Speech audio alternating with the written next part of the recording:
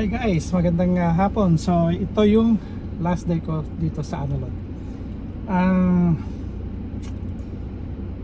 Medyo malungkot pero masaya kasi alam ko